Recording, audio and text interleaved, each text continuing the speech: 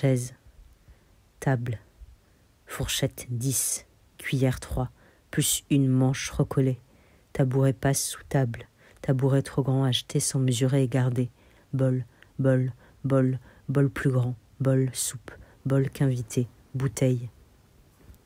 Feng shui plus ou moins coopérant, l'homme énuméra sa maison à voix haute.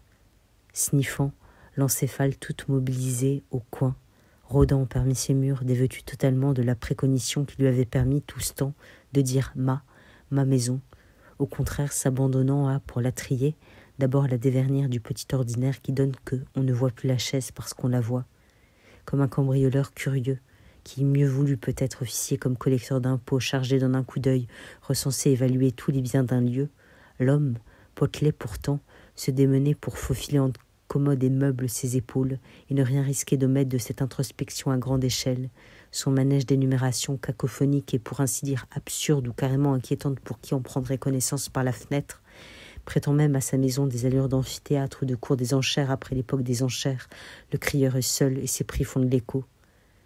Comme un enfant que sa mère abandonne trop, joue dans le couloir, rhume de pieds froids de carrelage, il a des pantoufles luxueuses mais aussi envie de mourir, alors commencé par terre à mourir de rhume et froid.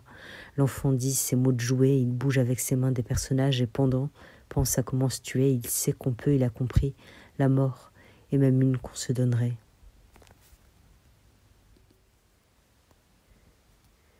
Pas pipi, mais si pipi, pas grave, caché pipi, papa. L'enfant énurétique, son père, ombre barbu de pique menton, condensa ce soir toute son imagination pour, morphinomane presque d'autopensée réassurante, parvenir à s'endormir. Il fallait l'imagination désormais pour s'éloigner de la terreur et aller vers la grande fiction noire de la nuit, ombre imberbe et la merveilleuse orpheline où ne point retrouver son père. L'enfant, son enfance comme grande escroquerie et bien conscient de ça, voudrait aspirer son autobiographie comme les autres enfants plus chanceux leurs 4 heures et mourir tôt, sans amène, dans une flaque.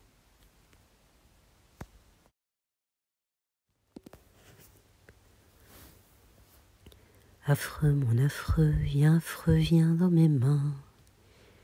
Bibliophile jamais tant que quand, les livres s'émiettent, pyromane qui repousse son feu, meurtrière qui calme son crime, raccroche son marteau. Elle est nuque, pied insoupçonné sous la table, ses 1000 petits biens de pages, conquérante dès lors que l'un ou l'autre vient du près plus défectueux qu'il était parti, fierté pas écornée. Et là, sur sa table à renforcer, se donne à cœur joie, élu devant tout verdict pour amocher l'objet et que jamais on ne puisse, après ses mains, reconnaître un livre, que ce cochon était un livre, et en douce, chante son chant terrible.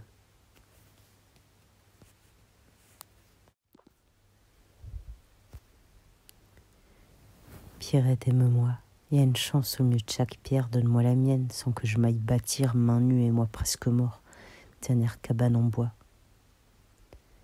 Elle s'appelait Pierrette, alors bien sûr c'est essayant, pour son destin tout frais. Bonneville surtout, qu'estrait la campagne, Saint-Gilles ou l'arrière-Gaspésie.